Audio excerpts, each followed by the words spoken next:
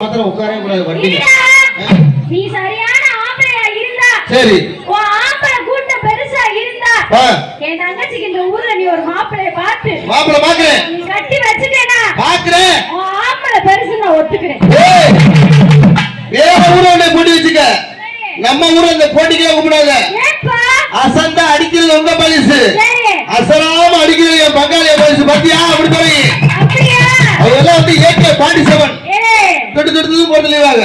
என் தங்கச்சி ஆளுதான்டா சிறுசு, அவ வரலாறுல ரொம்ப பெருசுடா. ஆமா, ஆனா இவ கூட மாத்திரம் வண்டியில உட்கார ஊர்பட்ட போன் வருது.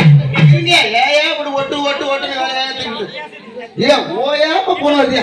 எவன் தான் அடிக்கிறாங்க இல்ல குட்டியா தரா போக, எதுக்கு அடிக்கிறாங்க தெரியல.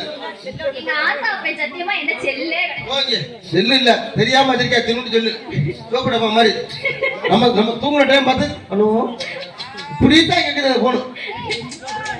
நான் கெவலி காருக்குள்ள எப்படி கெவலி கத்து கத்தா இல்ல கிஸ் அடிக்கிறாடா உள்ள காருக்குள்ள. ஆமா தெரியவே இல்லையடா, ஏன் கேட்கிறேன் உங்க பக்கத்துல இருக்காம இல்ல. அடியே உங்க அக்கா வச்சு முன்னேறி இப்ப நல்ல இடம் பாக்குறோம். சரி பாத்துறோமா? போமாங்க போங்க தம்பி.